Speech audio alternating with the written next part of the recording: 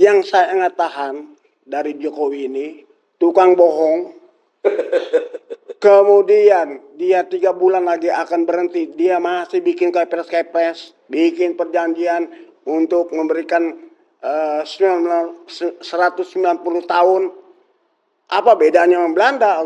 Kalau Belanda 350, dia 150. Ini Jokowi ini hancur-hancuran. Bapak senior kita lakukan perlawanan konstitusional, seret Jokowi, tangkap dan adili.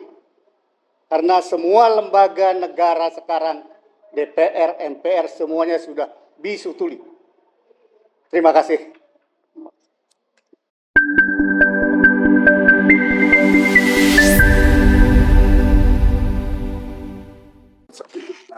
Kalau kita berbicara mengenai Jokowi, saya sudah pernah podcast sama Egy Sujana, kira-kira 2023 sudah saya sampaikan. Waktu itu di rumah ya? Di rumah. Presiden terburuk selama pada saat itu 76 tahun merdeka. Tapi sekarang sudah menuju ke 78, makin buruk. 79. Kemerdekaan 79. Iya, 79. 9 tahun. Iya, 79 semakin buruk keadaan Indonesia yang dipimpin oleh Jokowi ini. Yang saya nggak tahan dari Jokowi ini, tukang bohong. Kemudian dia 3 bulan lagi akan berhenti. Dia masih bikin kepres-kepres, bikin perjanjian untuk memberikan 190 tahun. Apa bedanya sama Belanda?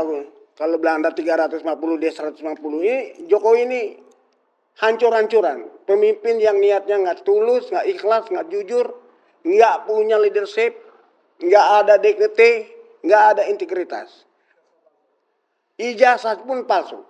Jadi inilah problem kita. Kenapa kita selama 10 tahun bisa dibohongin manusia satu ini? Yang kedua, keadaan ini sudah super krisis. Tetapi bukan hanya Jokowi yang merusak keadaan ini, yaitu partai-partai politik pun merusak keadaan ini. Kenapa partai politik merusak keadaan ini? Partai politik ini hanya membutuhkan rakyat 5 tahun sekali. Setelah 5 tahun, nggak peduli dia rakyatnya mau apa. Jadi saya kira kerusakan Indonesia ini selain partai politik, istilahnya preman di tengah jalan, malakin calon-calon gubernur, calon bupati, calon wali kota, sehingga jabatan itu menjadi jabatan bisnis. Akibatnya kita nggak akan kaget melihat seorang bupati, seorang gubernur, atau seorang wali kota ditangkap karena korupsi. Ini kayak dagang gitu.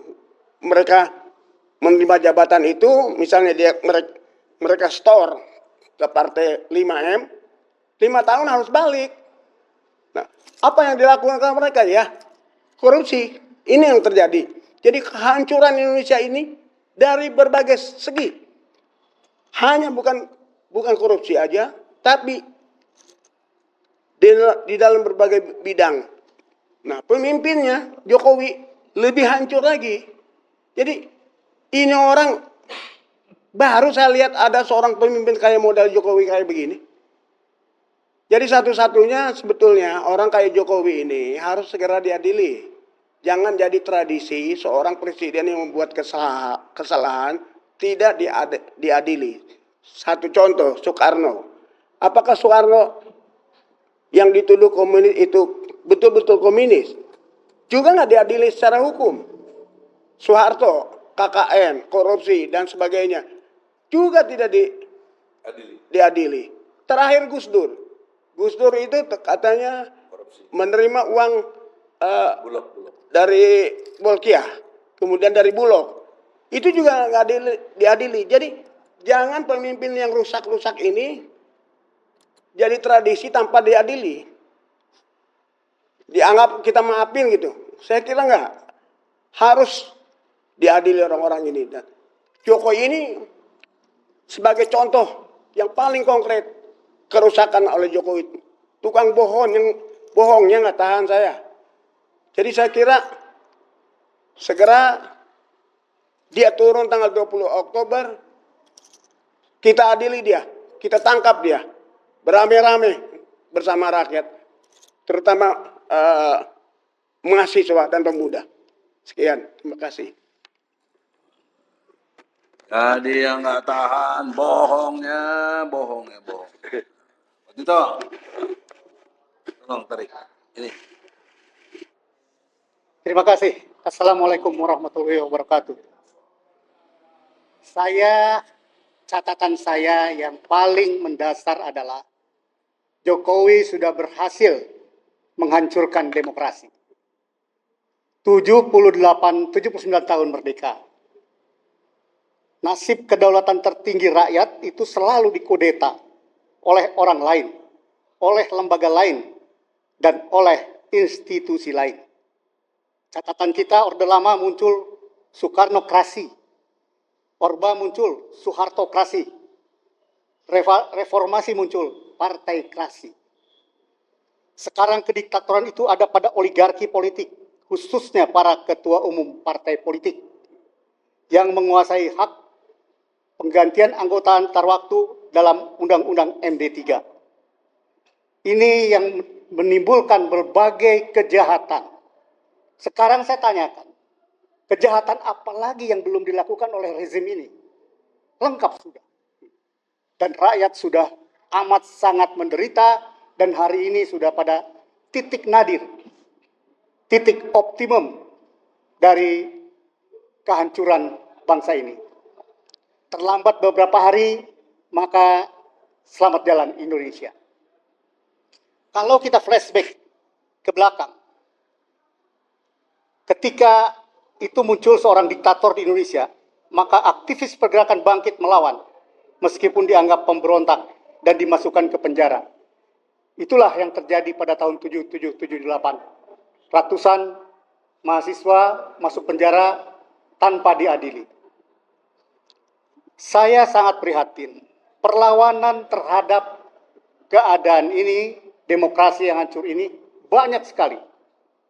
Oleh para aktivis-aktivis yang senior, yang luar biasa semangatnya untuk melawan rezim ini.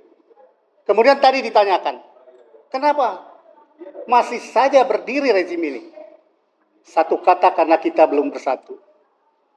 Aktivis egosentrisnya masih tinggi, sehingga tidak berada pada satu payung, satu barisan, menyatu dan melawan. Perlawanan sekarang ada di mana-mana. Tetapi kalau perlawanan itu kita satukan, akan menimbulkan kekuatan yang luar biasa untuk melengsarkan rezim ini. Saya berharap ada satu partai yang mengobati keadaan ini. Saya ingin adanya partai oposisi untuk menyatukan semua elemen perlawanan. Jangan biarkan... Harapannya partai apa? Partai yang berani oposisi, partai apa sih? Partai Abang juga bisa kalau dia ada tagline-nya sebagai melawan perlawanan, sebagai oposisi murni.